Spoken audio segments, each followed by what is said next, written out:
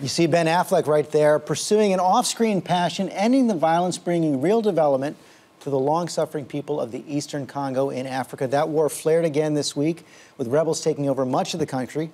And Ben Affleck is here with us today, along with Democratic Congressman Adam Smith of Washington, ranking member of the House Armed Services Committee. And Ben, thanks for coming in. You've been working in the eastern Congo for many, many years. And one of the things we saw this week was rebels sort of marching through the country. What are you hearing from your people on the ground? Well, I mean, one of the things we're hearing from our people there is that the schools that we fund, people are hiding out in. The hospitals are completely overwhelmed. They're offering free care for war victims. A shell just hit a camp and paralyzed a 5-year-old boy from the neck down. So you're hearing all kinds of brutal, terrible stuff that you hear about. And this war has already taken millions, the lives of millions over Indeed. So this great war since '96 and then '98, conservative estimates are that 3 million people have died, which is a hard number to imagine. I mean, you can imagine if this was happening in Western Europe, it would be, you know, a galactic event that people would be paying a lot of attention to. But it's in Central East Africa, where it's hard to get to. I think where people feel it's somewhat removed from our life. And our Earlier this week, you sent out a tweet urging the U.S. to insist on a ceasefire. What more can the U.S. do right now that we're not doing?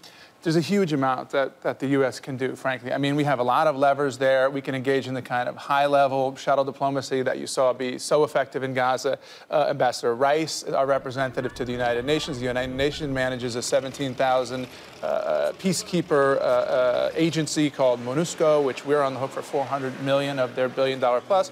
We can engage in Kagame and Museveni and Kabila in a high enough level way that they really pay attention. Congressman, why isn't that happening? Well, we have a lot of influence in the region. I just want to emphasize that we are in a position to make a difference there. We have built relationships with Uganda, Rwanda, Ethiopia, Kenya, a lot of it around Somalia, Al-Shabaab, Lord's Resistance Army coming out of Uganda. We have influence in the region with key players. We need to get there in that type of high-level capacity. And I think it isn't happening at the moment because the attention is elsewhere. It's Gaza, it's Libya. But look, it's all tied together in Africa. The instability in countries in Africa, the lack of governance that's in the eastern Congo leads to instability and leads to the type of problems that we're going to have to deal with. It's in our interest to get in there, broker a peace deal. One of the other things we've seen there is you talk about the UN peacekeeping mission, 17,000 troops there, but their mandate is to protect civilians, not to engage the rebels. And you had the scenes this week of them standing by as the rebels march through the country. They can't enforce peace. Yeah, they opted to sidestep this conflict. They're quite controversial there. In fact, they're quite unpopular in Congo, largely they're because accused of abuse. As impotent, and there are some issues of abuse. But I think with the United States, you know, when we had issues that were important to us, we sent John Kerry to Sudan. We sent Bill Richardson. We sent, I think it was North Korea, General Powell, folks like that. That's a level of engagement that I think we need to step up to. This, what we're seeing here, this rebel group taking a city of 1 million people, carving this area into fiefdoms, kind of imposing terror there, precipitated in the past exactly what we saw that cost 3 million lives in conflict-related. And we have to be engaged in a sustained way. We've actually been involved there. U.S. military trained a Congolese battalion that has proven very effective, but it was just one battalion. We need to be in there. It's all about security forces. They don't have the security forces in that region, so rebels from all manner of different places prey on the population. If we could work actively to train security forces, bring stability, the rule of law, it can make an enormous difference. It's interesting to say that quickly. Anecdotally, we had some of our people from ECI lost their car in a ditch, which happens frequently, and the Army guys pulled up, and they thought, you know, to help get them out, and they thought, you know, here we go, it's going to be bribery, it's going to be a whole issue. They brought the car out, they waved goodbye, they said, no problem. Turned out that was the unit that the United States, we've trained one unit of their Army. So this progress is possible. And as you know, I mean, this country was the subject of the single piece of legislation that Barack Obama sponsored while he was in the U.S. Senate. He's not unaware of this, you know, and I appreciate all the other things that he's doing, but this has to be a priority. There's also more that the private sector being doing. Congo is a wealthy country in so many ways. Lots of you know, critical minerals come from there. U.S. companies are supposed to ensure that those minerals aren't coming from rebel-held areas. Is that working?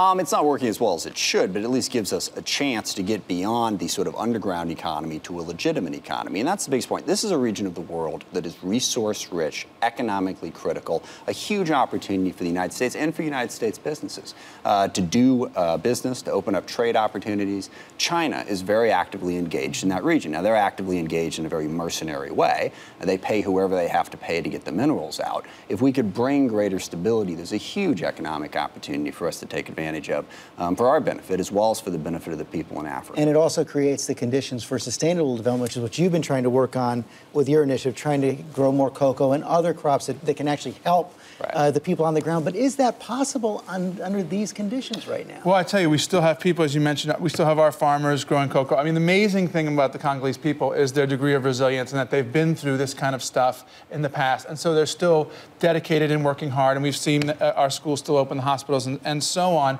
But naturally, it's an impediment to growth. And I think one of the dangers is that you solve this particular issue of this revolutionary group. And I think this tends to happen in the international community. You go, okay, that's dealt with. Really, the systemic issue here is security sector reform. And that's something that the United States can really have an impact on, largely through diplomacy. We don't have to spend a lot of money to lean on the Congolese government to say, you've got to pay your soldiers, you've got to develop a culture of soldiering where these units are protecting the civilians rather than being predators. And that's the kind of thing that we need to get to, and it's possible. No, we heard the roundtable talking about the president's second-term agenda. You're saying that this is something else for his second term. Absolutely. Yes. I think this is critical to, people talk about, what these issues are from a national security point of view, from an economic point of view. I think our actions in foreign policy, and maybe I'm naive, represent our values and represent who we are. And if any American were to go to that country and stand and see what was happening there, they would insist that we do what we could. It's a huge humanitarian crisis. Huge humanitarian crisis. That we're in a position to do something about it. Thank you both. Thank you very much. And now we honor our fellow Americans who serve and sacrifice. This week, the Pentagon released the names of 3 soldiers and Marines killed in Afghanistan.